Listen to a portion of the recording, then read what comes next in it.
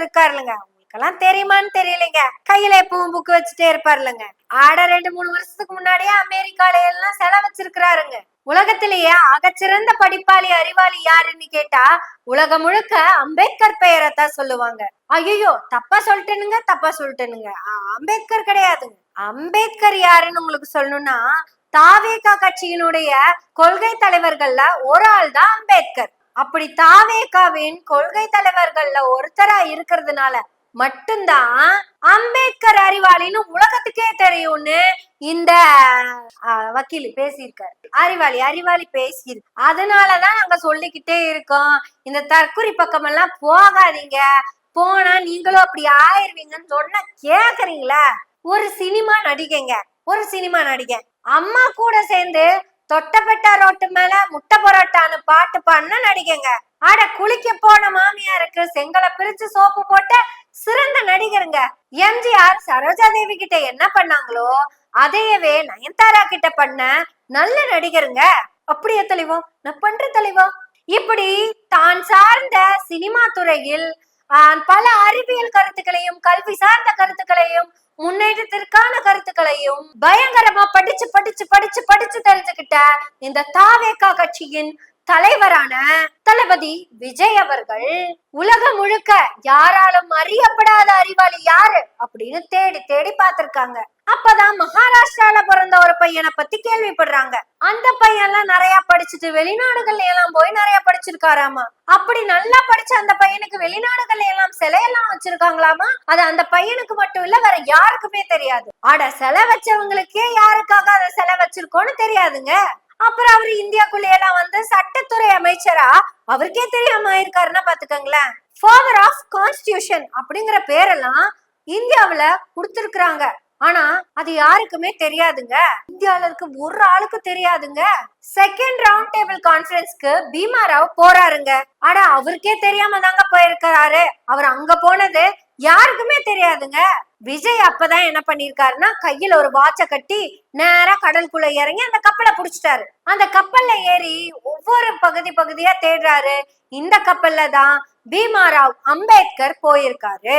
இப்படி உலகம் முழுக்க டிராவல் பண்ணி அம்பேத்கரை பத்தின விஷயங்கள் எல்லாத்தையும் மொத்த டீட்டெயிலும் எடுத்துட்டு வந்து எல்லாத்தையும் ஜாயின் பண்ணி தாவேகா டேபிள் மேல விரிச்சு வச்சுட்டு அங்க முடிவு பண்ணிருக்காரு, எஸ் இந்த தம்பி தான் பீமா ராவ் டாக்டர் அண்ணல் அம்பேத்கர் தான் நம்முடைய கொள்கை தலைவரில் ஒருவர் அப்படின்னு முடிவு பண்ணியிருக்காரு. அது வரைக்கும் பீமா ராவ் அப்படிங்கிற இந்த தம்பி யாரு, என்ன, எங்க இருந்தாரு, எப்படி இருந்தாரு, எப்படி எல்லாம் படிச்சாரு அப்படிங்கறத உலகத்துல யாருக்குமே தெரியாதுன்னு தான் இந்த தம்பி சொல்லியிருக்காருங்க. இந்த தம்பி யாருன்னா வக்கீலுங்க, advocate. Baba Saheb doctor B.R. Ambedkar அவர்கள் எந்த அளவுக்கு கஷ்டப்பட்டு படிச்சார் நம்மளுக்கெல்லாம் தெரியும். நம்மளுடைய வெற்றி தலைவர் அவர்கள் அம்பேத்கர் அவர்களை கொண்டாட ஆரம்பிச்சதுக்கு அப்புறம் தான் உலகத்துக்கு அம்பேத்கர் அவரை பத்தி தெரிய ஆரம்பிச்சது. 2.5 வருஷத்துக்கு முன்னாடி உங்க தலைவர் யாருன்னு உங்களுக்கு தெரியுமா? அடைவர் தலைவர் இல்ல, தளபதியும் இல்ல. யாரு தெரியுமா? இளைய தளபதி. வரும் இளைய தளபதி 2.5 வருஷத்துக்கு முன்னாடி. ஆனா அதையெல்லாம் விட்டுரு. உனக்கு இவர் எப்ப தலைவரானாரு தெரியுமா? ஒரு 2 மாசம், 3 மாசம், 6 மாசம், இல்ல ஒரு 8 மாசம். ஒரு 8 மாசத்துக்கு முன்னாடிதான். அப்ப 8 மாசத்துக்கு முன்னாடிதான் இவரை நீங்க தலைவர்னே அக்செப்ட் பண்ணிருப்பீங்க. உங்களுக்கே 8 மாசத்துக்கு முன்னாடி தலைவரான ஒருத்தனை புகழ்ந்து பேசுறதுல தப்பெல்லாம் இல்ல. நீங்க என்ன வேணா ஜாலரா அடிக்கலாம், அடிச்சுக்கோங்க. முட்டு கொடுங்க, கொடுத்துக்கோங்க. தலைவர் யாரு அப்படிங்கிறதுக்கு நீங்க என்ன முட்டு வேணா கொடுக்கலாம், எவ்வளவு வேணா புகழ்ந்து பேசலாம். உங்க தலைவரை நீ எவ்வளவு வேணா புகழ்ந்து பேசலாம். அந்த வெங்காயத்துல என்ன இருக்குங்கிறத நான் எதுவும் சொல்ல கூடாது. அதுக்காக அம்பேத்கர் எல்லாம் இழுத்து அசிங்கமா இல்ல உங்களுக்கு எல்லாம்? ஆனா நீங்க படிச்ச படிப்புக்கும் பண்ற வேலைக்குமே கேவலம் அது. இதுக்கு நீங்க தளபதிக்கு செருப்பு தொடச்சு விட்டுருக்கலாம். ஏன்னா நீங்க இப்ப பேசின பேச்சுக்கு அதுக்கு மேல உங்களுக்கு தகுதியே கிடையாது. சரி, இந்த சின்ன பசங்க எல்லாம் ஏன் இப்படி பேசுறாங்க அப்படின்னு ஒரு கேள்வி இருக்குல்ல. இந்த தற்குறி தம்பிங்க மட்டும் இப்படி பேசுறாங்கன்னு நினைக்காதீங்க. தம்பி தற்குறிகளும் இப்படிதான் பேசுவாங்க. ஏன் இதுங்க ரெண்டும் இப்படி பேசிக்கிட்டு இருக்கு? இந்த தம்பி தற்குறி கோஷ்டி இருக்குல்லங்க, நாத்தாக்கா சில்லற பையனோட கோஷ்டி, அவனும் அப்படிதான் பேசுவான். பிரபாகர சகோதரன் இருக்கும் இடத்தில் நான் மட்டும் இருந்திருந்தால், நீ என் அக்கா தங்கைகளை கற்பழித்தால் நான் உன் அக்கா தங்கைகளை கற்பழிப்பேன். அப்படியெல்லாம் பேசுற இந்த தற்குறி பின்னாடியும், இப்ப புதுசா வந்திருக்கிற இந்த தற்குறி பின்னாடியும் ஏன் இந்த தற்குறிகள்லாம் போகுது தெரியுமா? போனது மட்டும் இல்லைங்க, போய் ஏன் இவ்வளவு புகழ்ந்து பேசுதுன்னு தெரியுமா? இந்த ரெண்டுகளுக்குமே பிலாசபி நகி, தனி மனித துதிப்பாடல் மட்டும்தான் இக்கிது. இதுகளுக்கு கொள்கைனா என்னன்னே தெரியாது. அண்ணன் வெண்ண தளபதி வெண்ண இதை தவிர வேற ஒண்ணும் தெரியாது. ஏன் இதுக்கு ரெண்டுகளுக்குமே கொள்கை அப்படின்னு ஒண்ணு இல்லைன்னா, இதுக்கு ரெண்டுகளுக்குமே சுயநல நோக்கம் தான் முக்கியம். இதுக்கு ரெண்டு பேர்த்தையும் பாத்தீங்கன்னா பெண்கள் பாதுகாப்புன்னு பேசும். ஒண்ணு நம்பி வந்தவன நாசமாக்குனது, இன்னொன்னு கூட இருந்தவள குப்பையில தூக்கி போட்டது.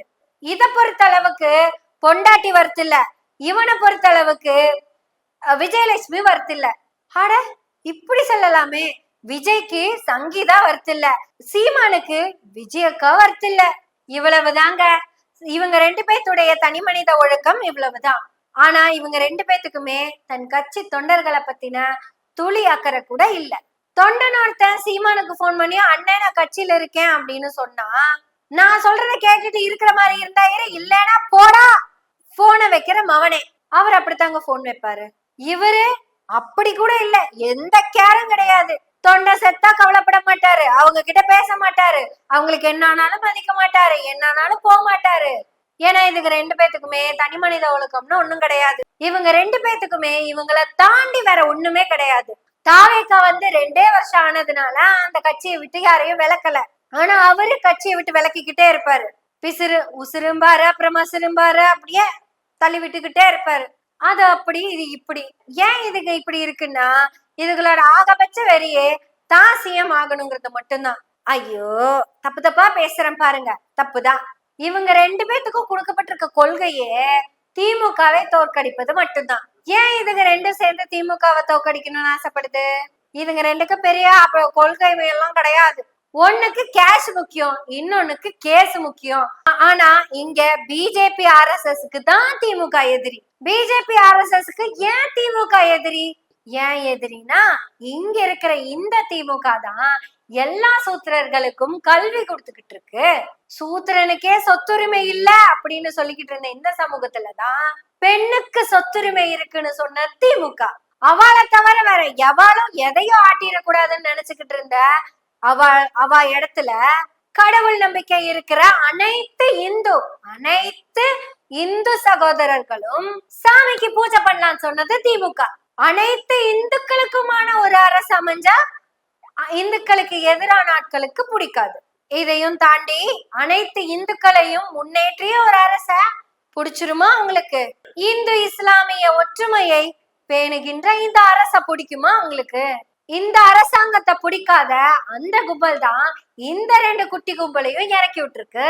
இந்த 2 குட்டி கும்பலுக்கும் இருக்கிற ஆகபட்ச நோக்கமே ஒரு ஆளுக்கு தான் இருக்கிற காலத்துக்குள்ள கேஷ் சம்பாதிச்சணும், இன்னொரு ஆளுக்கு தான் இருக்கிற காலம் முழுக்க கேஸுக்குள்ள போகாம இருக்கணும்.